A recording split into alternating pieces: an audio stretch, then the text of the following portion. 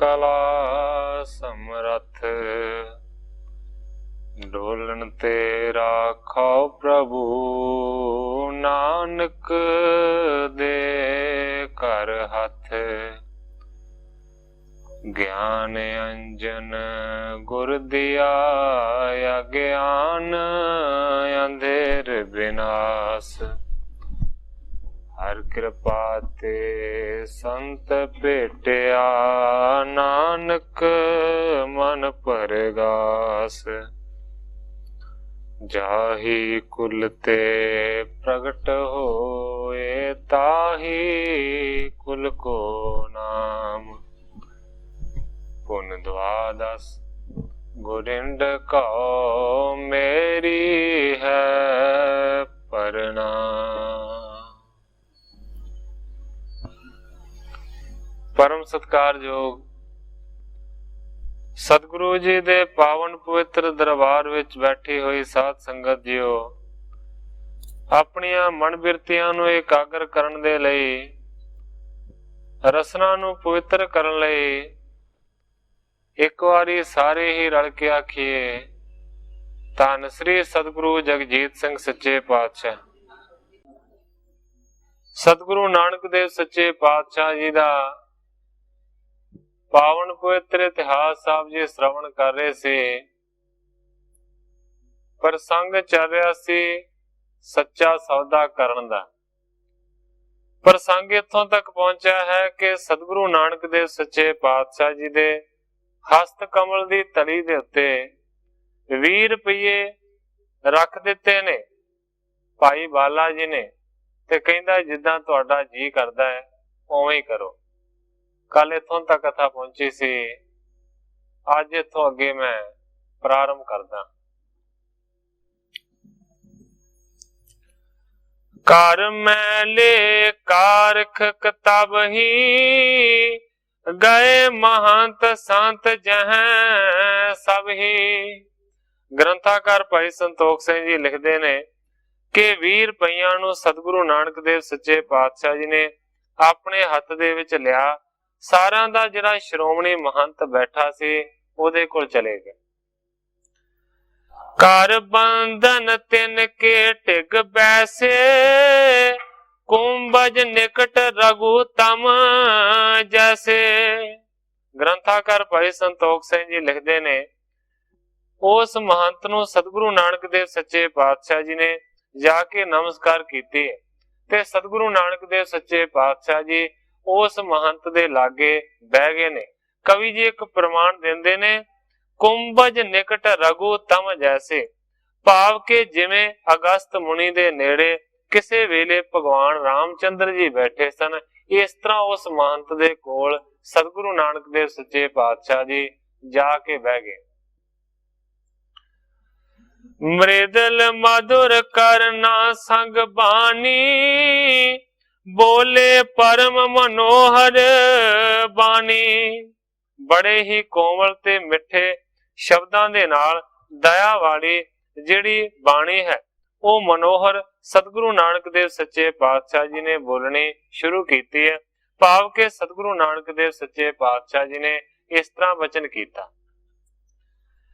नगन आंग दिन रैन बितावत, पहरत नहीं के हाथ ना आवत। सतगुरु नानक देव सच्चे पातशाह जी ने उस महंत नूं सवाल कीता है, कहंदा कि तुसीं नंगे अंगां दे नाल रहिंदे हो, रात दिन इसे तरीके दे नाल जंगल दे विच बतीत करदे हो। सतगुरु जी कहंदे ने पहरत नहीं के हाथ ना आवत, कि तुसीं आप जान बुझ के ही कपड़ियां नूं नहीं पहनदे जां कि तुहानूं कितों कपड़े मिलदे ही नहीं। इस रुत में तन सीत संतावत, बहुरो बरखा उष्ण तपावत। सतगुरु नानक देव सच्चे पातशाह जी महंत नूं कहंदे ने कि ये जिहड़ी सर्दी दी रुत है, इहदे विच सर्दी बहुत ही ज्यादा सताउंदी है, भाव के दुख देंदी है। बहुरो बरखा ते फिर जदों वरखा दा समां हुंदा है ते वरखा भी बड़ा दुख देंदी है। उष्ण तपावत ते जदों फिर गर्मी दा समां आ जांदा है ते गर्मी भी बहुत ज्यादा तंग कर दी। अचवो असन के रहो अनसना, देत खेद तन ज्यों बिन बसना। सतगुरु जी कहते ने कि तुसी भोजन छकदे हो कि बगैर ही भोजन छकण तो रहिंदे हो। देत खेद तिन ज्यों बिन बसना, भाव के कपड़ियां तो बगैर तुसी अपने शरीर नूं कष्ट दिंदे हो, क्योंकि जेकर कपड़े ना पाए होण सर्दी भी दुख दिंदी है। इस तो इलावा गर्मी का भी दुख ज्यादा हुंदा है। प्रभावान सुंदर सरबंगा, पसम सांग सो कीन कुरंगा। सतगुरु जी कहते ने कि सारे अंगा करके देखो तुसी सारे दे सारे किन्ने सोहणे लगदे, भाव के प्रभावशाली तुहाडे शरीर ने, पर तुसी अपने शरीर दे उत्ते स्वाह मल के अपने सारे शरीरां नूं बड़ा कोझा जिहा ते करूब जिहा बना छड्डे। संत रूप मत भालो उतंगा, उत्तर दीजै संग उमंगा। सतगुरु जी कहते ने कि संतां दा रूप है, तुहाडा सिद्धांत बहुत उच्चा है, इस करके मेरी आखी हुई गल दा जरा जवाब दे। रिखी केश सुन बोलियो बानी, मुक्त जो मार्ग तारस सानी। कवि संतोख सिंह जी लिखते ने कि जदों उस महंत ने सतगुरां दे इस तरह दे वचन सुने, मुक्त जो मार्ग तारस सानी, भाव के जिस महंत नूं मुक्ति दा मार्ग मिलिया होया सी, वो फिर इस तरह बोलिया, कहंदा साध वेख जिन धरियो शरीरा, ताको चाहियत संजम चीरा। सतगुरां नूं जवाब दिता है। महंत कहंदा है कि जिन्हां ने साधां वाले भेस नूं बनाया होवे, उन्हां नूं चाहीदा है कि कपड़े पाउण तो वो जरा संजम रखण। बहुर सुनो भोजन की रीति, जे हम जाचै होत अनीति। इस तो बाद महंत कहंदा है कि तुसी भोजन छकण दी गल कीती है, भोजन छकण दी ये रीत है, जे हम जाचै होत अनीति। जेकर किसी दे दर दरवाजे ते जाके असी भोजन दी मंग करदे हां, ये बड़ी अनीति दी गल है, भाव के किसी तो मंगना बिल्कुल भी चंगा नहीं। सिंहासन संतोख सुहावा, ता पर बैस परम सुख पावा। महंत जी कहंदे ने कि संतोख दा जिहड़ा सोहना सिंहासन है, असी उस दे उत्ते विराजमान हां, उस दे उत्ते बैठे होए हां। इस संतोख दे सिंहासन दे उत्ते बैठण दे नाल सानू परम सुख है, सानू किसी भी चीज दा कोई दुख नहीं।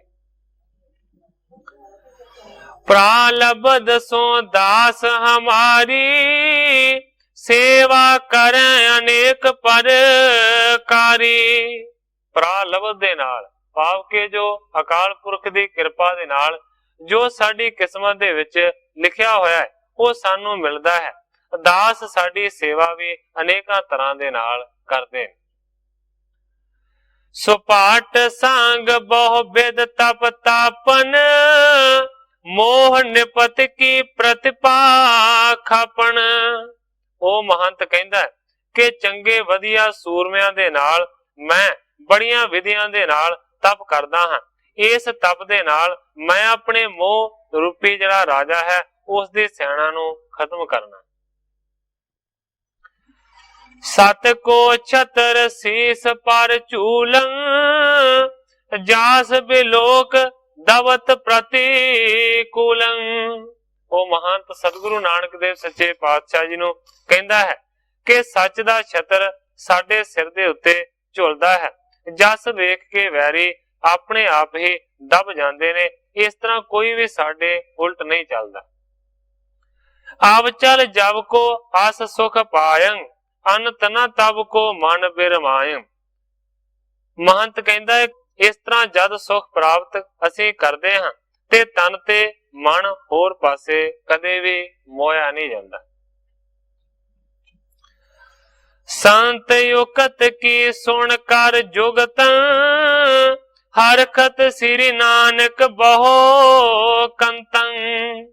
ਗ੍ਰੰਥਾਕਾਰ ਭਾਈ ਸੰਤੋਖ ਸਿੰਘ ਜੀ ਲਿਖਦੇ ਨੇ ਕਿ ਜਦੋਂ ਸੰਤ ਦੀ ਉਚਾਰੀ ਜੁਗਤੀ ਸਤਿਗੁਰੂ ਨਾਨਕ ਦੇਵ ਸੱਚੇ ਪਾਤਸ਼ਾਹ ਜੀ ਨੇ ਸੁਣੇ ਤੇ ਸਤਿਗੁਰੂ ਨਾਨਕ ਦੇਵ ਸੱਚੇ ਪਾਤਸ਼ਾਹ ਜੀ ਉਹਦੇ ਬਚਨਾਂ ਨੂੰ ਸੁਣ ਕੇ ਬੜੇ ਪ੍ਰਸੰਨ ਹੋਏ ਤੇ ਫਿਰ ਸਤਿਗੁਰੂ ਨਾਨਕ ਦੇਵ ਸੱਚੇ ਪਾਤਸ਼ਾਹ ਜੀ ਨੇ ਇਸ ਤਰ੍ਹਾਂ ਬਚਨ ਕੀਤਾ, ਰਾਵਰ ਨਾਮ ਸੁਣਨ ਅਭਿਲਾਖਾ ਤੁਮ ਹੋ ਧਨ ਧਰਮ ਦਿੜ ਰਾਖਾ। ਸਤਿਗੁਰੂ ਨਾਨਕ ਦੇਵ ਸੱਚੇ ਪਾਤਸ਼ਾਹ ਜੀ ਕਹਿੰਦੇ ਨੇ ਕਿ ਤੁਹਾਡਾ ਨਾਮ ਸੁਣਨ ਦੀ ਮੇਰੇ ਮਨ ਦੇ ਵਿੱਚ ਵੱਡੀ ਚਾਹ ਲੱਗੀ ਹੈ। ਤੁਮ ਹੋ ਧਨ ਧਰਮ ਦ੍ਰਿੜ ਰਾਖਾ। ਸਤਿਗੁਰੂ ਨਾਨਕ ਦੇਵ ਸੱਚੇ ਪਾਤਸ਼ਾਹ ਜੀ ਉਸ ਮਹੰਤ ਨੂੰ ਕਹਿੰਦੇ ਨੇ ਕਿ ਤੁਸੀਂ ਮਹੰਤ ਜੀ ਧਨਤਾ ਦੇ ਯੋਗ ਹੋ, ਜਿਨ੍ਹਾਂ ਨੇ ਕਿ ਧਰਮ ਦੀ ਰੱਖਿਆ ਨੂੰ ਕੀਤਾ।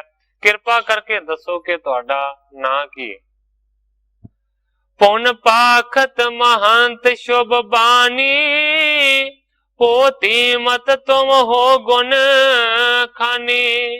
ਜਦੋਂ ਸਤਿਗੁਰੂ ਨਾਨਕ ਦੇਵ ਸੱਚੇ ਪਾਤਸ਼ਾਹ ਜੀ ਨੇ ਇਸ ਤਰ੍ਹਾਂ ਦੇ ਬਚਨ ਕੀਤੇ ਤੇ ਫਿਰ ਮਹੰਤ ਆਪਣੇ ਜਿਹੜੇ ਸ਼ੁਭ ਬਚਨ ਨੇ ਉਹ ਕਹਿੰਦਾ ਹੈ ਗੁਣਾ ਦੀ ਖਾਨ ਤੁਸੀਂ ਬੜੇ ਹੀ ਬੁੱਧੀਵਾਨ ਹੋ।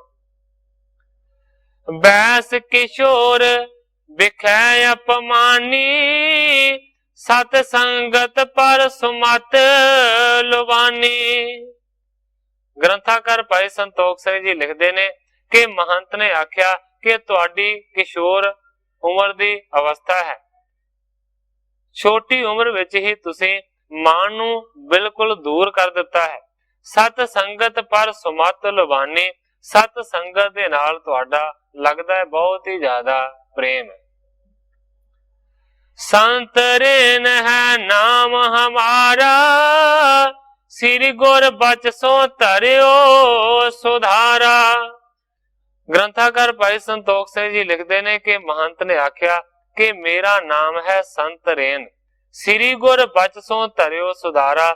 ਮੈਂ ਆਪਣੇ ਗੁਰੂ ਦੇ ਬਚਨਾਂ ਦੇ ਕਰਕੇ ਸੁਧਾਰ ਕੇ ਆਪਣਾ ਨਾਮ ਸੰਤ ਰੇਨ ਰਖਵਾਇਆ।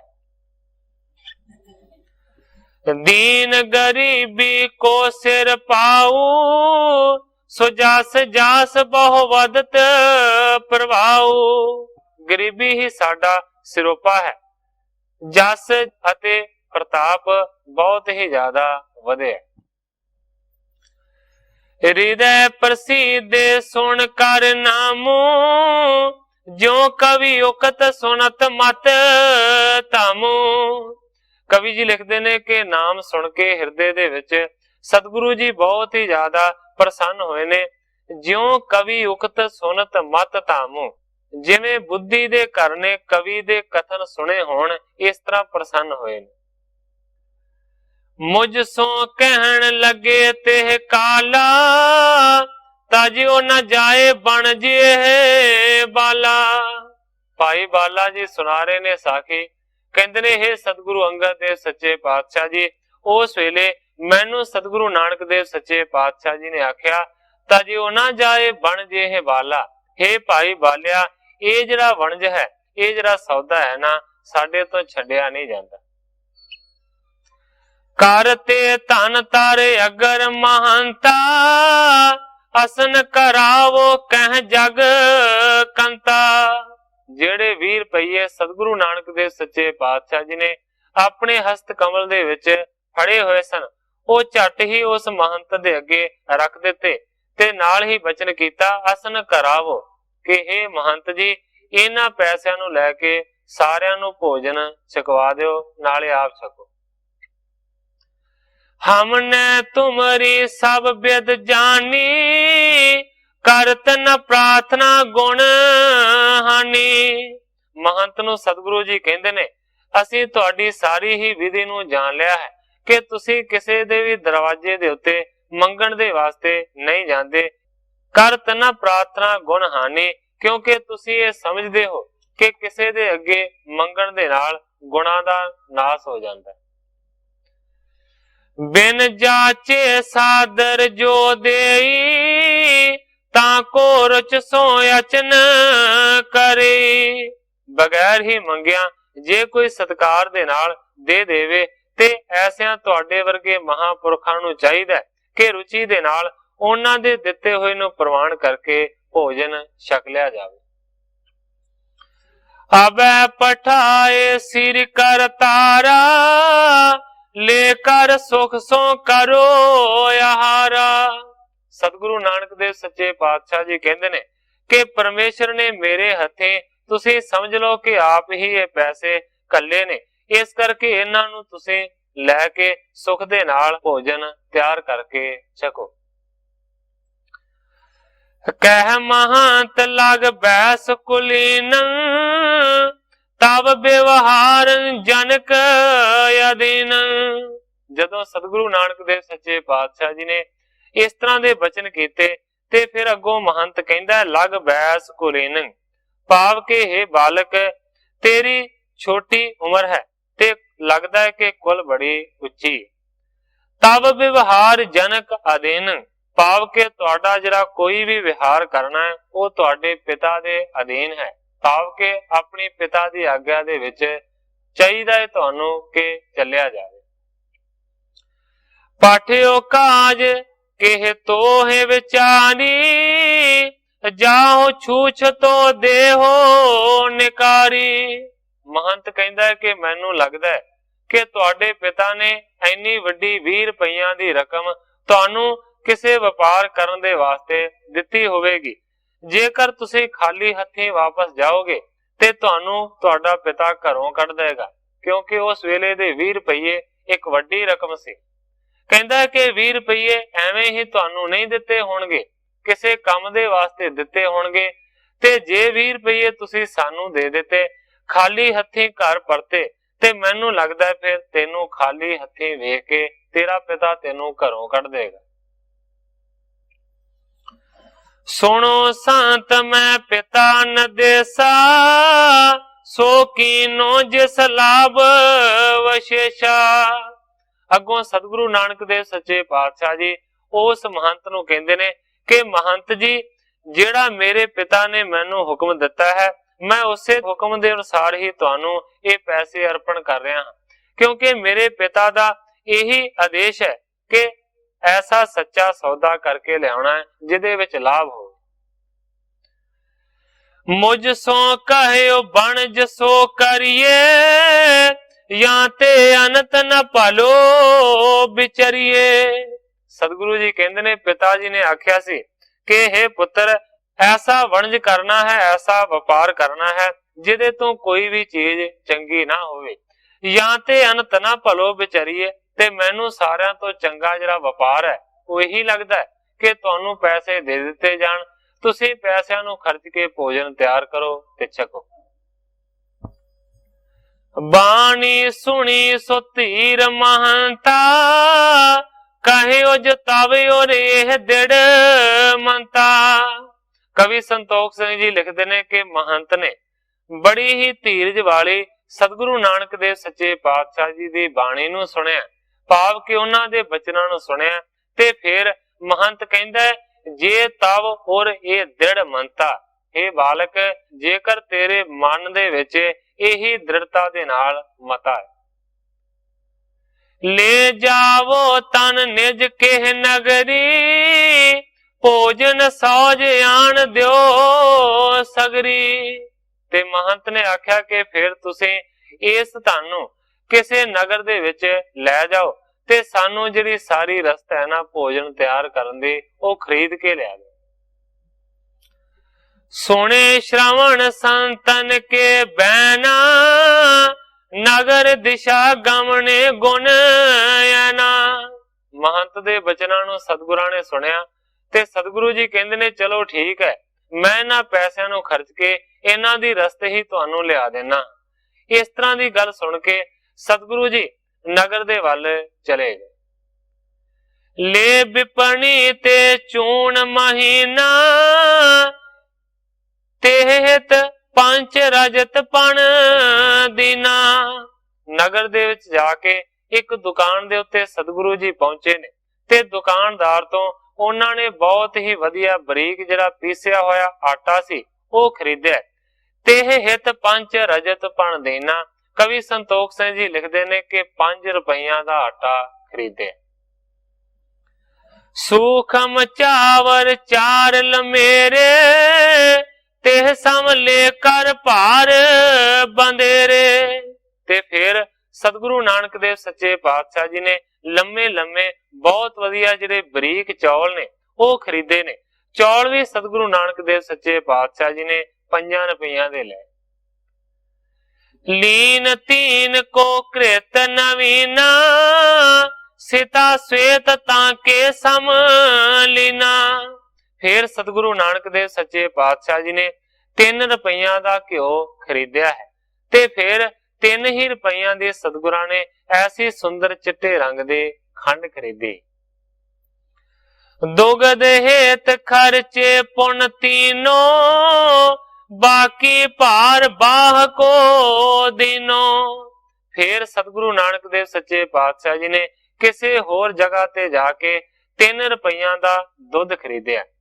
बाकी भार बाह को दीनो ते सारिया चीजां नूं इकट्ठा करके एक आदमी दे सिर दे उत्ते ये सारिया चीजां चुकाइयां ने। ते उस भार चुकण वाले दे नाल इकरार कीता, 1 रुपइया मैं तेनों दवांगा जे मेरी दसी हुई जगह ते तू मेरा समान पहुंचा देगा। हुण सतगुरु नानक देव सच्चे पातशाह जी ने पूरे 20 रुपये खर्च कर दिते ने। 5 रुपइया का आटा लिया है, 5 दे चौल लेने 10 रुपये हो गए। इस तो इलावा फिर सतगुरु नानक देव सच्चे पातशाह जी ने जड़ा घ्यो है वो 3 रुपइया का लिया है, 3 ही रुपइया की खंड लई है, इस करके 16 रुपये हो गए। ते फिर अगों जरा दुध लिया है वो भी 3 रुपइया का, 17, 18 ते 19 रुपये इन्हां चीजां दे उत्ते सतगुरां ने खर्च कर दिते। ते जिन्हों चुका के लिजाणियां हन चीजां ओनू कहंदे ने 1 रुपया दवांगा, पूरे 20 रुपये नवेड़ दिते। सबै सौज पुर ते उचवाई, संतन टिग गमने जग राई। सारी समग्री पुरी दे विचों नगरी दे विचों कुली दे सिर दे उत्ते चुकवाई है। सारा जिहड़ा समान सी वो संतां दे अगे जाके रख दिता। उस नूं 1 रुपया भार चुकण वाले नूं दे के विदा कर दिता। सब संभार महंत अगारी, धर बैसे सेवक सुखकारी। महंत दे अगे सारियां चीजां संभाल के रख दित्तियां। धर बैसे सेवक सुखकारी, जेड़े सतगुरु नानक देव सच्चे पातशाह जी सेवकां नूं सुखां दा दान देण वाले ने, वो फिर महंत दे लागे दोबारा बह गए। दीजै आयस होए रसोई, अचै संत रुच करहैं जे तोई। सतगुरु नानक देव सच्चे पातशाह जी कहंदे ने कि हे महंत जी, जेकर तुहाडी आग्या होवे ते रसोई तैयार करिए, लंगर तैयार करिए ताकि तुसीं भी छको ते तुहाडे नाल दे साथी संत भी भोजन छक सकन। सुन महंत मतिवंत कही, गिरा जग कंत सो, कर अचवेंगे संत तुम गमनों पर अपने। ग्रंथाकार भाई संतोख सिंह जी लिखते ने कि सुन के महंत ने आख्या है सतगुरु नानक देव सच्चे पातशाह जी नूं, कहंदा है महंत के मेरे नाल दे सारे जिहड़े संत साथी ने वो आपे ही बना के छक लैणगे, तुसीं हुण अपने घर नूं चले जाओ। तज कानन कमलानन, गावणे निजपुर ओर, कवि संतोख सिंह बंदना, धर पर जुग कर जोर।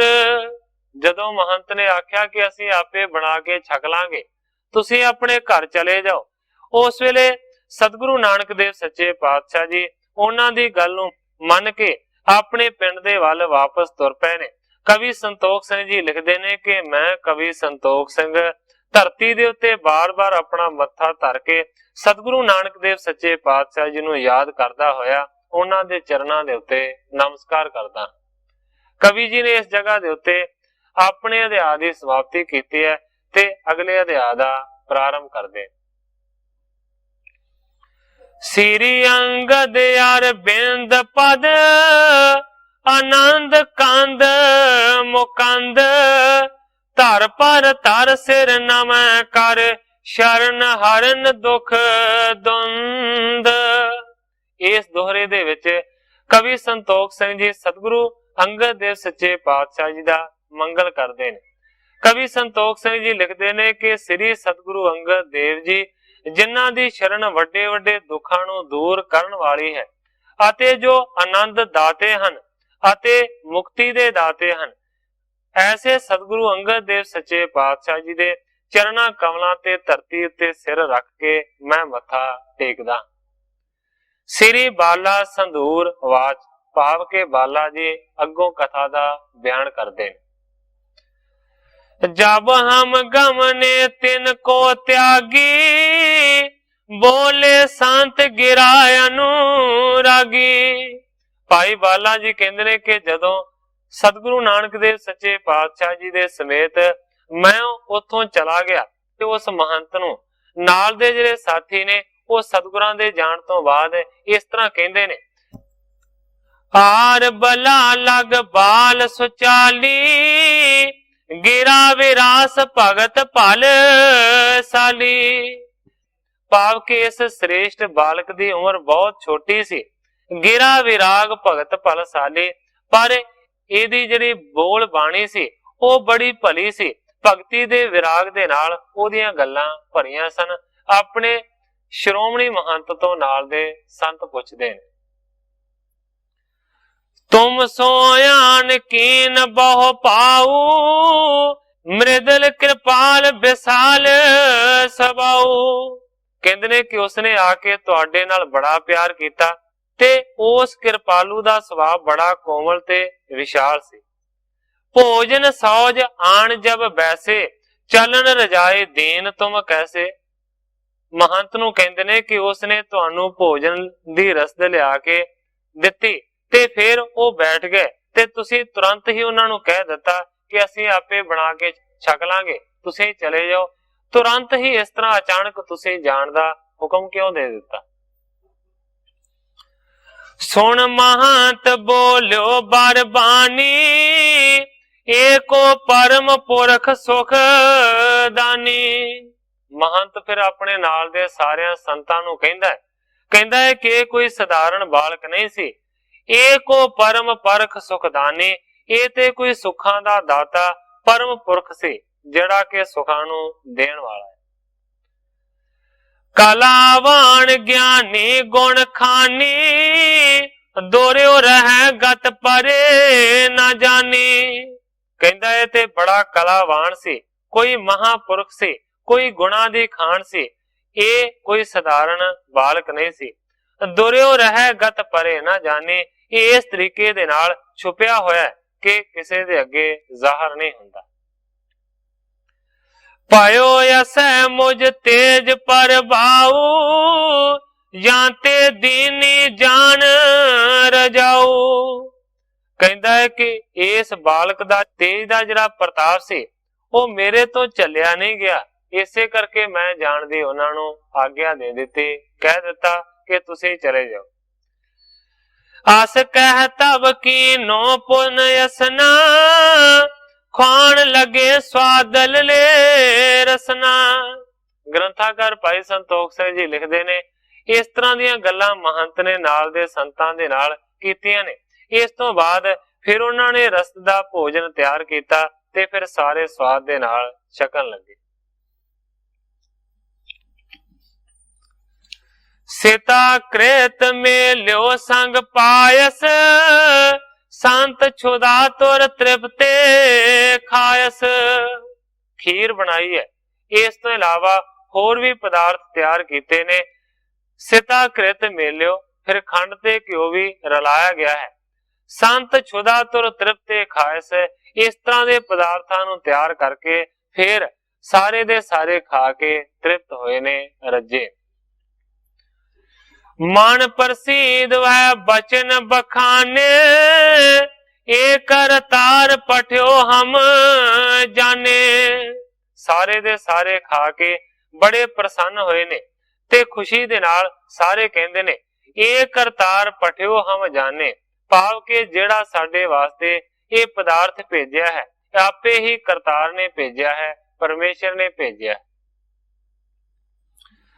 ਕਿਦੋਂ ਸਰੀਰ ਧਾਰ ਕਰ ਤਾਰਾ, ਆਣ ਲੀਨ ਸੁਧ ਦੀਨ ਆਹਾਰਾ। ਕਹਿੰਦੇ ਨੇ ਕਿ ਜਾਂ ਤੇ ਪਰਮੇਸ਼ਰ ਨੇ ਇਹ ਘੱਲਿਆ ਹੈ ਤੇ ਜਾਂ ਫਿਰ ਪਰਮੇਸ਼ਰ ਆਪ ਹੀ ਸਰੀਰ ਨੂੰ ਧਾਰ ਕੇ ਉਸ ਬਾਲਕ ਦੇ ਰੂਪ ਦੇ ਵਿੱਚ ਆਇਆ ਸੀ, ਆਣ ਕੇ ਸਾਡੀ ਖਬਰ ਲਈ ਹੈ ਤੇ ਸਾਨੂੰ ਛਕਣ ਦੇ ਵਾਸਤੇ ਇਹ ਪਦਾਰਥ ਦਿੱਤੇ ਨੇ। ਸਪਤ ਦਿਵਸ ਕੇ ਛੁਦਾ ਸੰਤਾਏ, ਅਬ ਭੋਜਨ ਕਰ ਹਮ ਤ੍ਰਿਪਤਾਏ। ਸਾਰੇ ਇੱਕ ਦੂਜੇ ਨੂੰ ਕਹਿੰਦੇ ਨੇ ਕਿ 7 ਦਿਨਾਂ ਦੇ ਅਸੀਂ ਭੁੱਖੇ ਸਾਂ, 7 ਦਿਨਾਂ ਤੋਂ ਭੁੱਖ ਨੇ ਬੜਾ ਸਤਾਇਆ ਹੋਇਆ ਸੀ, ਹੁਣ ਸਾਨੂੰ ਭੋਜਨ ਦੀ ਪ੍ਰਾਪਤੀ ਹੋਈ ਹੈ ਤੇ ਅਸੀਂ ਭੋਜਨ ਖਾ ਕੇ ਬਿਲਕੁਲ ਰੱਜ ਗਏ ਹਾਂ, ਤ੍ਰਿਪਤ ਹੋ ਗਏ। ਇਤ ਸ੍ਰੀ ਨਾਨਕ ਪੁਰ ਦਿਸ਼ ਗਵਨੂ, ਅਰਧ ਪੰਥ ਪਹੁੰਚੇ ਗੁਣ ਭਵਨੂ। ਗ੍ਰੰਥਾਕਾਰ ਭਾਈ ਸੰਤੋਖ ਸਿੰਘ ਜੀ ਲਿਖਦੇ ਨੇ ਕਿ ਦੂਸਰੇ ਪਾਸੇ ਦੀ ਕਥਾ ਨੂੰ ਸੁਣੋ ਕਿ ਸਤਿਗੁਰੂ ਨਾਨਕ ਦੇਵ ਸੱਚੇ ਪਾਤਸ਼ਾਹ ਜੀ ਤਲਵੰਡੀ ਨਗਰੀ ਦੇ ਵੱਲ ਚੱਲਦੇ ਜਾ ਰਹੇ ਨੇ। ਕਰੀਬ ਅੱਧਾ ਕੁ ਰਸਤਾ ਸਤਿਗੁਰਾਂ ਨੇ ਤੈਅ ਕਰ ਲਿਆ। ਸੋਚ ਬਿਮੋਚਨ ਸੋਚਣ ਲਾਗੇ, ਹਟਕਤ ਚਿਤ ਪਗ ਪਰੇ ਨਾ ਆਗੇ। ਜਦੋਂ ਅੱਧਾ ਕੁ ਰਸਤਾ ਬਾਕੀ ਰਹਿ ਗਿਆ ਤੇ ਕਵੀ ਸੰਤੋਖ ਸਿੰਘ ਜੀ ਲਿਖਦੇ ਨੇ ਜਿਹੜੇ ਸਤਿਗੁਰੂ ਜੀ ਸਾਰਿਆਂ ਦੀਆਂ ਸੋਚਾਂ ਨੂੰ ਦੂਰ ਕਰਨ ਵਾਲੇ ਨੇ, ਉਹ ਸੋਚਾਂ ਦੇ ਵਿੱਚ ਪਏ ਹੋਏ ਨੇ, ਸੋਚਦੇ ਨੇ ਕਿ ਜਦੋਂ ਘਰ ਜਾਵਾਂਗਾ ਤੇ ਫਿਰ ਕੀ ਹੋਵੇਗਾ। ਚਿਤਵਤ ਹਟਕਤ ਚਿਤ ਪਗ ਪਰੇ ਨਾ ਆਗੇ, ਭਾਵ ਕਿ ਸਤਿਗੁਰੂ ਜੀ ਆਪਣੇ ਚਰਨ ਨੂੰ ਅੱਗੇ ਨੂੰ ਰੱਖਦੇ ਨੇ, ਅੱਗੇ ਜਾਣ ਦਾ ਦਿਲ ਨਹੀਂ ਕਰਦਾ, ਇਸ ਤਰ੍ਹਾਂ ਦੀਆਂ ਸੋਚਾਂ ਦੇ ਵਿੱਚ ਡੁੱਬੇ ਹੋਏ ਨੇ। ਚਿੰਤਾ ਤੁਰ ਸੇ ਹੋਇ ਗੁਣ ਖਾਨੀ, ਬੋਲੇ ਮੁਝ ਸੋ ਅਸ ਬਿਦ ਬਾਣੀ। ਭਾਈ ਬਾਲਾ ਜੀ ਕਹਿੰਦੇ ਨੇ ਕਿ ਸਤਿਗੁਰੂ ਨਾਨਕ ਦੇਵ ਸੱਚੇ ਪਾਤਸ਼ਾਹ ਜੀ ਜੋ ਕਿ ਗੁਣਾਂ ਦੀ ਖਾਨ ਨੇ, ਉਹ ਬੜੇ ਚਿੰਤਤ ਹੋਏ ਤੇ ਮੈਨੂੰ ਉਸ ਵੇਲੇ ਸਤਿਗੁਰੂ ਅੰਗਦ ਦੇਵ ਸੱਚੇ ਪਾਤਸ਼ਾਹ ਜੀ ਉਹਨਾਂ ਨੇ ਇਸ ਤਰ੍ਹਾਂ ਆਖਿਆ, ਕਹਿੰਦੇ ਨੇ ਇਹ ਕੀਨੋ ਕਿਆ ਹਮਨੇ ਕਾਮਾ, ਉੱਤਰ ਕੋ ਦੈ ਹੈ ਚਲ ਧਾਮਾ। ਸਤਿਗੁਰੂ ਨਾਨਕ ਦੇਵ ਸੱਚੇ ਪਾਤਸ਼ਾਹ ਜੀ ਨੇ ਮੈਨੂੰ ਆਖਿਆ ਕਿ ਇਹ ਭਾਈ ਬਾਲਿਆ, ਇਹ ਕੀ ਕੰਮ ਕਰਕੇ ਅਸੀਂ ਆਏ ਹਾਂ, ਜਦੋਂ ਘਰ ਜਾਵਾਂਗੇ ਤੇ ਫਿਰ ਕੀ ਜਾ ਕੇ ਜਵਾਬ ਦੇਵਾਂਗੇ। ਪਿਤ ਕੋ ਅਧਿਕ ਕ੍ਰੋਧ ਉਪਜੈ ਹੈ, ਮੁਝ ਤੁਝ ਸੋ ਦੇ ਗਾਰ ਲਰੈ ਹੈ। ਭਾਈ ਬਾਲਾ ਜੀ ਕਹਿੰਦੇ ਨੇ, ਮੈਨੂੰ ਕਹਿੰਦੇ ਨੇ ਕਿ ਘਰ ਜਾਵਾਂਗੇ ਤੇ ਫਿਰ ਕੀ ਬਣੇਗਾ। ਪਿਤਾ ਜੀ ਬਹੁਤ ਹੀ ਜ਼ਿਆਦਾ ਕ੍ਰੋਧਵਾਨ ਹੋਣਗੇ ਤੇ ਮੈਨੂੰ ਤੇ ਤੈਨੂੰ ਫਿਰ ਬਹੁਤ ਸਾਰੀਆਂ ਗਾਲਾਂ ਕੱਢਣਗੇ ਤੇ ਲੜਨਗੇ। ਮੈਂ ਪਾਖਿਓ ਕੁਛ ਦੋਸ਼ ਨਾ ਮੇਰੋ, ਤੁਮਕੋ ਬਰਜ ਰਿਓ ਬਹੁ ਤੇਰੋ। ਭਾਈ ਬਾਲਾ ਜੀ ਕਹਿੰਦੇ ਨੇ, ਮੈਂ ਆਖਿਆ ਜੀ ਮੇਰਾ ਕੀ ਦੋਸ਼ ਹੈ, ਮੈਂ ਤੇ ਤੁਹਾਨੂੰ ਬੜਾ ਆਖਿਆ ਸੀ, ਬੜਾ ਵਰਜਿਆ ਸੀ, ਪਰ ਤੁਸੀਂ ਮੇਰੀ ਗੱਲ ਨਹੀਂ ਮੰਨੀ, ਹੁਣ ਮੈਂ ਕੀ ਕਰ ਸਕਦਾ। ਆਪ ਜਾਣ ਕੈ ਕੀਨ ਕਾਜੂ, ਚਿਤ ਕਿਉਂ ਚਿੰਤਾ ਧਰੀ ਤੁਮ ਆਜੂ। ਭਾਈ ਬਾਲਾ ਜੀ ਕਹਿੰਦੇ ਨੇ, ਮੈਂ ਆਖਿਆ ਕਿ ਤੁਸੀਂ ਜਾਣ ਬੁੱਝ ਕੇ ਆਪਣੇ ਆਪ ਹੀ ਐਸਾ ਮਾੜਾ ਕਰਮ ਕੀਤਾ ਹੈ ਜਿਹੜਾ ਪਿਤਾ ਨੂੰ ਕਦੇ ਵੀ ਚੰਗਾ ਨਹੀਂ ਲੱਗੇਗਾ। ਚਿਤ ਕਿਉਂ ਚਿੰਤਾ ਧਰੀ ਤੁਮ ਆਜੂ, ਆਪਣੇ ਹੱਥੀਂ ਹੀ ਐਸਾ ਕੰਮ ਕਰਕੇ ਤੁਸੀਂ ਚਿੰਤਾ ਹੁਣ ਕਿਉਂ ਕਰ ਰਹੇ ਹੋ। ਅਬ ਜਿਮ ਹੋਏ ਸਹੋ ਸੋ ਰੀਤੀ, ਸੂਦੀ ਹੋਏ ਅਥਵਾ ਵਿਪਰੀਤੀ। ਬਾਲਾ ਜੀ ਕਹਿੰਦੇ ਨੇ, ਮੈਂ ਆਖਿਆ ਕਿ ਹੁਣ ਜਿਵੇਂ ਹੋਵੇਗੀ ਉਹ ਤੁਹਾਨੂੰ ਸਹਾਰਨੀ ਪਵੇਗੀ, ਭਾਵੇਂ ਗੱਲ ਸਿੱਧੀ ਪਵੇ ਤੇ ਭਾਵੇਂ ਪਵੇ ਪੁੱਠੀ, ਇਹ ਤੁਹਾਨੂੰ ਗੱਲ ਕਰਨੀ ਪੈਣੀ ਹੈ, ਭਾਵ ਕੇ ਜਵਾਬ ਦੇਣਾ ਹੀ ਪੈਣਾ। ਮੁਝ ਕੋ ਚਿੰਤ ਨਾ ਏਕ ਬਿਆਪੇ, ਧਨ ਤੁਮਰਾ ਖਰਚਿਓ ਤੁਮ ਆਪੇ। ਬਾਲਾ ਜੀ ਸਤਿਗੁਰੂ ਨਾਨਕ ਨੂੰ ਕਹਿੰਦੇ ਨੇ ਕਿ ਮੈਨੂੰ ਤੇ ਕਿਸੇ ਪ੍ਰਕਾਰ ਦੀ ਕੋਈ ਚਿੰਤਾ ਨਹੀਂ, ਕਿਉਂਕਿ ਤੁਹਾਡਾ ਧਨ ਸੀ ਤੇ ਤੁਸੀਂ ਆਪਣੇ ਹੀ ਹੱਥੀਂ ਖਰਚ ਦਿੱਤਾ ਹੈ। ਬਹੁਰ ਨ ਮੈਂ ਤੁਮ ਤੇ ਕੁਛ ਸਿਆਣਾ, ਸਭ ਜਾਣੇਗੇ ਬੈਸ ਸਮਾਨਾ। ਇਸ ਤੋਂ ਇਲਾਵਾ ਭਾਈ ਬਾਲਾ ਜੀ ਕਹਿੰਦੇ ਨੇ ਕਿ ਮੈਂ ਤੁਹਾਡੇ ਤੋਂ ਕੁਝ ਸਿਆਣਾ ਨਹੀਂ ਹਾਂ, ਭਾਵ ਕਿ ਕੁਝ ਨਹੀਂ ਸਾਡੀ ਉਮਰ ਹੈ। ਜੇਕਰ ਤੁਸੀਂ ਆਖੋਗੇ ਬਾਲੇ ਦੇ ਕਹਿਣ ਦੇ ਉੱਤੇ ਮੈਂ ਫਕੀਰਾਂ ਨੂੰ ਦੇ ਦਿੱਤਾ ਤੇ ਕੋਈ ਵੀ ਤੁਹਾਡੀ ਗੱਲ ਦੇ ਉੱਤੇ ਯਕੀਨ ਨਹੀਂ ਕਰੇਗਾ, ਕਿਉਂਕਿ ਸਾਡੀ ਇੱਕੋ ਜੀ ਉਮਰ ਹੈ। ਇਸ ਕਰਕੇ ਇਹ ਵੀ ਬਹਾਨਾ ਤੁਹਾਡਾ ਆਪਣਾ। ਪੁੰਨ ਮੈਂ ਹੋਇਆ ਇਸ ਅਨੁਸਾਰੀ, ਤਵ ਪਿਤ ਭੇਜਿਓ ਦਾਸ ਵਿਚਾਰੀ। ਬਾਲਾ ਕਹਿੰਦਾ ਜੀ ਮੇਰਾ ਤੇ ਕੋਈ ਵੀ ਦੋਸ਼ ਸਿੱਧ ਨਹੀਂ ਹੁੰਦਾ, ਕਿਉਂਕਿ ਮੈਂ ਤੇ ਤੁਹਾਡੀ ਆਗਿਆ ਦੇ ਵਿੱਚ ਹਾਂ, ਮੈਂ ਤੇ ਤੁਹਾਡੇ ਹੁਕਮ ਦੇ ਵਿੱਚ ਹਾਂ। ਤੁਹਾਡੇ ਪਿਤਾ ਨੇ ਮੈਨੂੰ ਸਿਰਫ ਤੁਹਾਡੇ ਨਾਲ ਭੇਜਿਆ ਸੀ, ਮੇਰੇ ਹੱਥ ਵਾਸਤੇ ਕੁਝ ਨਹੀਂ ਸੀ। ਜੋ ਤੁਸੀਂ ਖਰੀਦਣਾ ਸੀ ਉਹ ਮੈਂ ਪੈਸੇ ਦੇ ਕੇ ਖਰੀਦਣਾ ਸੀ। ਜੇ ਉਹਨਾਂ ਨੂੰ ਭੋਜਨ ਖਰੀਦ ਕੇ ਦਿੱਤਾ ਤੇ ਮੈਂ ਪੈਸੇ ਪਹਿਲਾਂ ਹੀ ਤੁਹਾਡੇ ਹੱਥ ਦੇ ਵੀ ਦੇ ਦਿੱਤੇ। ਇਸ ਕਰਕੇ ਸਤਿਗੁਰੂ ਨਾਨਕ ਨੂੰ ਕਹਿੰਦਾ ਬਾਲਾ ਮੇਰਾ ਤੇ ਕੋਈ ਵੀ ਦੋਸ਼ ਨਹੀਂ, ਜਿੰਨਾ ਵੀ ਕਸੂਰ ਕੀਤਾ ਹੈ ਇਹ ਤੁਹਾਡਾ ਹੀ। ਜਾਂ ਤੇ ਦੋਸ਼ ਨਾ ਮਮ ਪਰ ਠਾਨ, ਕਰਮ ਸ਼ੁਭਾ ਸ਼ੁਭ ਤੁਮਰੋ ਜਾਣੈ। ਇਸ ਕਰਕੇ ਭਾਈ ਬਾਲਾ ਜੀ ਕਹਿੰਦੇ ਨੇ ਜਦੋਂ ਪੁੱਛਿਆ ਜਾਵੇਗਾ ਤੇ ਮੈਂ ਸੱਚੋ ਸੱਚ ਬਿਆਨ ਕਰ ਦਵਾਂਗਾ। ਇਸ ਕਰਕੇ ਮੇਰਾ ਦੋਸ਼ ਕੋਈ ਵੀ ਨਹੀਂ ਮੰਨੇਗਾ। ਜਿਹੜੇ ਵੀ ਚੰਗੇ ਤੇ ਮਾੜੇ ਦੋਸ਼ ਲੱਗਣਗੇ ਉਹ ਤੁਹਾਡੇ ਤੇ ਲੱਗਣਗੇ। ਗਟੀ ਗਿਣਤ ਬੋਲਤ ਬਚ ਦੋ, ਨਿਯਰਾਨੀ ਤਲਵੰਡੀ ਸੋ।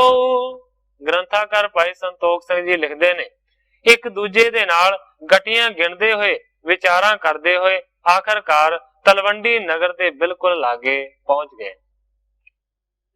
ਹਾਂ ਤੋ ਚਲ ਆਇਓ ਨਿਜ ਸਦਨਾ, ਪੁਰਨ ਪ੍ਰਵੇਸ਼ੇ ਪੰਕਜ ਬਦਨਾ। ਹੁਣ ਭਾਈ ਬਾਲਾ ਜੀ ਸਤਿਗੁਰੂ ਅੰਗਦ ਦੇਵ ਸੱਚੇ ਪਾਤਸ਼ਾਹ ਜੀ ਨੂੰ ਕਹਿੰਦੇ ਨੇ ਕਿ ਮੈਂ ਤੇ ਬਹੁਤ ਜ਼ਿਆਦਾ ਕਾਲੂ ਤੋਂ ਡਰਿਆ, ਇਸ ਕਰਕੇ ਮੈਂ ਤੇ ਆਪਣੇ ਘਰ ਦੇ ਵੱਲ ਚਲਿਆ ਗਿਆ।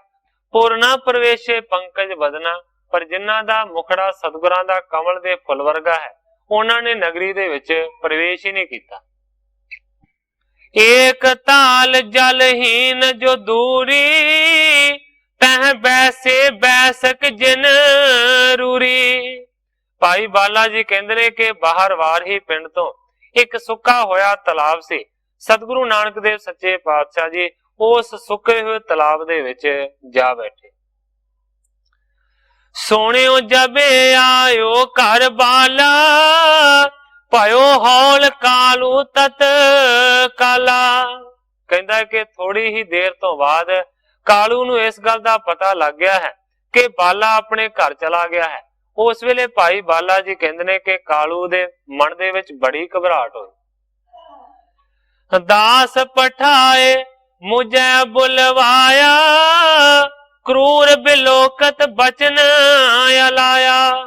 ਭਾਈ ਬਾਲਾ ਜੀ ਸੁਣਾ ਰਹੇ ਨੇ ਸਾਖੀ। ਉਸੇ ਵੇਲੇ ਕਹਿੰਦਾ ਹੈ ਭਾਈ ਬਾਲਾ ਕਿ ਦਾਸ ਨੂੰ ਘੱਲ ਕੇ ਕਾਲੂ ਨੇ ਮੈਨੂੰ ਆਪਣੇ ਕੋਲ ਬੁਲਾ ਲਿਆ ਤੇ ਫਿਰ ਬੜੀ ਹੀ ਗੁੱਸੇ ਵਾਲੀ ਨਜ਼ਰ ਕਰਕੇ ਮੈਨੂੰ ਇਸ ਤਰ੍ਹਾਂ ਪੁੱਛਿਆ, ਕਹਾਂ ਕਾਰਖਿਕ ਨਾਨਕ ਕਹਿਵਾਂ, ਤਜਿਓ ਸੰਗ ਕਿਉਂ ਪਾਛੇ ਰਹਿਵਾਂ। ਸਵਾਲ ਕੀਤਾ ਕਾਲੂ ਨੇ, ਬਾਲਿਆ ਪੈਸੇ ਕਿੱਥੇ ਨੇ, ਨਾਨਕ ਕਿੱਥੇ ਹੈ, ਤੂੰ ਉਹਦੇ ਸਾਥ ਨੂੰ ਛੱਡ ਕੇ ਕਿਉਂ ਆ ਗਿਆ, ਨਾਨਕ ਕਿੱਥੇ। ਬਣ ਜੋ ਬਣਜ ਕਿਦੋਂ ਤੁਮ ਨਾਹੀ, ਬਿਨ ਦੀਏ ਸੁਦਗਾ ਨਿਜ ਘਰ ਮਾਹੀ। ਕਿਹੜਾ ਵਪਾਰ ਕੀਤਾ ਹੈ, ਕਿਹੜਾ ਵਣਜ ਕੀਤਾ ਹੈ, ਕੁਝ ਖਰੀਦਿਆ ਹੈ ਕਿ ਨਹੀਂ ਖਰੀਦਿਆ, ਮੈਨੂੰ ਬਗੈਰ ਹੀ ਕੋਈ ਖਬਰ ਦੇਣ ਤੋਂ ਤੂੰ ਆਪਣੇ ਘਰ ਆਣ ਕੇ ਬਹਿ ਗਿਆ। ਕਿਹ ਨਗਰੀ ਮੈਂ ਤਿਹ ਕੋ ਛੋਰਾ, ਰੂਠ ਰਿਓ ਕਿਉਂ ਤੈਨਾ ਬਹੋਰਾ। ਕਹਿੰਦਾ ਕਿਹੜੀ ਨਗਰੀ ਦੇ ਵਿੱਚ ਨਾਨਕ ਨੂੰ ਛੱਡ ਕੇ ਆਇਆ ਹੈ, ਉਹ ਕਿੱਥੇ ਹੈ, ਕੀ ਤੇਰੇ ਨਾਲ ਰੁੱਸ ਗਿਆ, ਜੇਕਰ ਰੁੱਸ ਗਿਆ ਤੇ ਤੂੰ ਇਸੇ ਤਰ੍ਹਾਂ ਉਸ ਨੂੰ ਛੱਡ ਕੇ ਕਿਉਂ ਆ ਗਿਆ। ਹਸ ਬਚ ਸੁਣ ਕੇ ਗਿਰਾਇਓ ਬਾਚੀ, ਜਸ ਬਿਦ ਬਿਤੀ ਬਤਾਈ ਸਾਚੀ। ਜਦੋਂ ਕਾਲੂ ਜੀ ਨੇ ਇਸ ਤਰੀਕੇ ਦੇ ਨਾਲ ਤਾੜਨਾ ਕੀਤੀ ਤੇ ਫਿਰ ਭਾਈ ਬਾਲਾ ਜੀ ਨੇ ਸੱਚੋ ਸੱਚ ਜਿਹੜੀ ਗੱਲ ਸੀ ਉਹ ਬਿਆਨ ਕਰ ਦਿੱਤੀ। ਇੱਕ ਕਾਨਨ ਮੈਂ ਹੁਤੇ ਫਕੀਰਾ, ਚਲੇ ਜਾਤ ਬੈਸੇ ਤਿੰਨ ਤੀਰਾ। ਕਹਿੰਦਾ ਹੈ ਕਿ ਰਸਤੇ ਦੇ ਵਿੱਚ ਇੱਕ ਜੰਗਲ ਆ ਗਿਆ। ਉਸ ਜੰਗਲ ਦੇ ਵਿੱਚ ਬਹੁਤੇ ਸਾਰੇ ਜਿਹੜੇ ਫਕੀਰ ਨੇ ਉਹ ਬੈਠੇ ਹੋਏ ਸਨ ਤੇ ਸਹਿਜ ਸੁਭਾਈ ਨਾਨਕ ਉਹਨਾਂ ਦੇ ਕੋਲ ਬਹਿ ਗਿਆ। ਕੁਛ ਕਪਰਸ ਪਰ ਬੋਲਣ ਕੀ ਨਾ, ਭੋਜਨ ਹਿਤ ਤਿਨ ਕੋ ਧਨ ਦੀਨਾ। ਭਾਈ ਬਾਲਾ ਜੀ ਕਹਿੰਦੇ ਨੇ ਕਿ ਥੋੜੇ ਜਿਹੇ ਉਹਨਾਂ ਦੇ ਨਾਲ ਬਚਨ ਵਿਲਾਸ ਕੀਤੇ ਤੇ ਫਿਰ ਭੋਜਨ ਦੇ ਵਾਸਤੇ ਜਿਹੜਾ ਧਨ ਸੀ ਉਹਨਾਂ ਨੂੰ ਦੇ ਦਿੱਤਾ।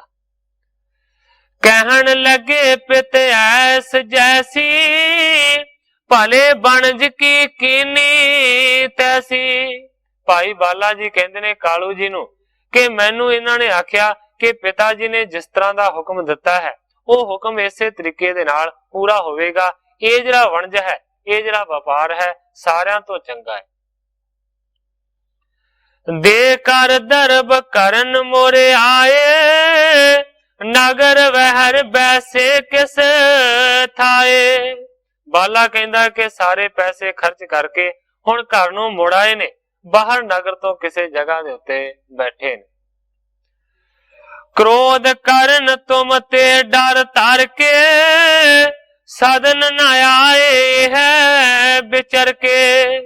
ਭਾਈ ਬਾਲਾ ਜੀ ਕਹਿੰਦੇ ਨੇ ਕਿ ਤੁਸੀਂ ਕ੍ਰੋਧ ਕਰੋਗੇ, ਇਸ ਕਰਕੇ ਤੁਹਾਡੇ ਡਰਦੇ ਮਾਰੇ ਉਹ ਘਰ ਦੇ ਵਿੱਚ ਵਾਪਸ ਮੁੜ ਕੇ ਨਹੀਂ ਆਏ। ਅਸ ਸੁਣ ਕਾਲੂ ਕ੍ਰੋਧ ਨ ਥੋਰਾ, ਪਰ ਸਤਕ੍ਰਿਤ ਜਿਉ ਪਾਵਕ ਜੋਰਾ। ਕਵੀ ਸੰਤੋਖ ਸਿੰਘ ਜੀ ਲਿਖਦੇ ਨੇ ਜਦੋਂ ਸਾਰੀ ਗੱਲ ਦਾ ਪਤਾ ਲੱਗਾ ਤੇ ਕਾਲੂ ਜੀ ਬਹੁਤ ਹੀ ਜ਼ਿਆਦਾ ਕ੍ਰੋਧਵਾਨ ਹੋਏ ਨੇ। ਇਸ ਤਰ੍ਹਾਂ ਕ੍ਰੋਧ ਭੜਕਿਆ ਹੈ ਕਾਲੂ ਦਾ ਜਿਵੇਂ ਕਿ ਬਲਦੀ ਹੋਈ ਅੱਗ ਦੇ ਉੱਤੇ ਘਿਓ ਪਾ ਦਿੱਤਾ ਜਾਵੇ। ਕਹਿ ਕੇ ਮੁਝ ਕੋ ਦੇਹ ਬਤਾਈ, ਚਲੋ ਸੰਗ ਬੈਸਿਓ ਜਿਹ ਥਾਈ। ਕਾਲੂ ਜੀ ਬਾਲਾ ਨੂੰ ਕਹਿੰਦੇ ਨੇ ਚੱਲ ਮੈਨੂੰ ਜਾ ਕੇ ਦੱਸ ਕਿ ਕਿੱਥੇ ਬੈਠਾ ਹੈ। ਮੁਖ ਤੇ ਬੋਲਤ ਗਿਰਾ ਕਠੋਰਾ, ਲੈ ਮੁਝ ਸੰਗ ਚਲਿਓ ਤਿਨ ਹੋਰਾ। ਸੁਣਾ ਰਹੇ ਨੇ ਸਾਖੀ ਭਾਈ ਬਾਲਾ ਜੀ ਕਿ ਮੂੰਹ ਦੇ ਵਿੱਚੋਂ ਬੜੀਆਂ ਕਠੋਰ ਗੱਲਾਂ ਕਰਦੇ ਹੋਏ ਤੇ ਮੈਨੂੰ ਨਾਲ ਲੈ ਕੇ ਉਸ ਪਾਸੇ ਚਲੇ ਗਏ ਨੇ ਜਿੱਥੇ ਸਤਿਗੁਰੂ ਜੀ ਬੈਠੇ ਸਨ। ਸੁਣੀ ਮਾਤ ਸਭ ਧਨ ਕੀ ਗਾਥਾ, ਖੋਜਨ ਗਾ ਕਾਲੂ ਰਿਸ ਸਾਥਾ। ਇੰਨੇ ਚਿਰ ਨੂੰ ਮਾਤਾ ਤ੍ਰਿਪਤਾ ਜੀ ਨੂੰ ਇਸ ਗੱਲ ਦਾ ਪਤਾ ਲੱਗਾ ਹੈ ਕਿ ਇਸ ਤਰ੍ਹਾਂ ਪੈਸਿਆਂ ਨੂੰ ਗਵਾ ਕੇ ਨਾਨਕ ਆ ਗਿਆ ਤੇ ਉਸ ਨੂੰ ਲੱਭਣ ਦੇ ਵਾਸਤੇ ਗੁੱਸੇ ਦੇ ਨਾਲ ਮੇਰਾ ਪਤੀ ਬਾਹਰ ਗਿਆ। ਤੁਰਤ ਤਬੇ ਤਨੀਆਂ ਕੋ ਭੇਜਾ, ਪਤਰਿਸ ਤੇ ਉਠ ਧਰਕ ਕਲੇਜਾ। ਭਾਵ ਕਿ ਆਪਣੇ ਪਤੀ ਦੇ ਗੁੱਸੇ ਤੋਂ ਬਹੁਤ ਜ਼ਿਆਦਾ ਮਾਤਾ ਤ੍ਰਿਪਤਾ ਡਰੀ ਹੈ, ਉਹਦਾ ਕਲੇਜਾ ਬੜਾ ਡਰ ਦੇ ਨਾਲ ਧੜਕਿਆ ਹੈ। ਉਸੇ ਵੇਲੇ ਆਪਣੀ ਨਾਨਕੀ ਪੁੱਤਰੀ ਨੂੰ ਭੇਜਿਆ ਕਿ ਜਾ ਆਪਣੇ ਪਿਤਾ ਨੂੰ ਜਾ ਕੇ ਰੋਕ। ਬਾਹਰੋ ਦਾਸੀ ਦਾਸ ਪਠਾਏ, ਹਿਤ ਬਿਲੋਕਣੇ ਲੋਕ ਸਿਧਾਏ। ਇਸ ਤੋਂ ਬਾਅਦ ਮਾਤਾ ਤ੍ਰਿਪਤਾ ਦੇ ਮਨ ਨੂੰ ਫੇਰ ਵੀ ਧੀਰਜ ਨਾ ਵੱਜਾ। ਬਹੁਤ ਸਾਰੇ ਦਾਸਾਂ ਤੇ ਦਾਸੀਆਂ ਨੂੰ ਭੇਜ ਦਿੱਤਾ ਕਿ ਜਾਓ ਜਾ ਕੇ ਉਹਨਾਂ ਨੂੰ ਰੋਕੋ। ਹਿਤ ਬਿਲੋਕਣੇ ਲੋਕ ਸਿਧਾਏ, ਰੌਲਾ ਪੈ ਗਿਆ। ਪਿੰਡ ਦੇ ਹੋਰ ਵੀ ਜਿਹੜੇ ਲੋਕ ਸੀ ਉਹ ਦੌੜਦੇ ਹੋਏ ਉਸ ਪਾਸੇ ਜਾ ਰਹੇ। ਬਹਿਰ ਜਾਏ ਪਿਖ ਜਲ ਬਿਨ ਤਾਲਾ, ਬੈਸੇ ਨੀਵਤ ਸਥਾਨ ਕਿਰ ਪਾਲਾ। ਬਾਹਰ ਜਾ ਕੇ ਕੀ ਦੇਖਿਆ ਕਿ ਸੁੱਕਾ ਹੋਇਆ ਤਲਾਬ ਹੈ। ਜਿਸ ਸੁੱਕੇ ਹੋਏ ਤਲਾਬ ਦੇ ਵਿੱਚ ਨੀਵੀਂ ਜਗ੍ਹਾ ਦੇ ਉੱਤੇ ਕਿਰਪਾਲੂ ਸਤਿਗੁਰੂ ਜੀ ਬੈਠੇ ਨੇ।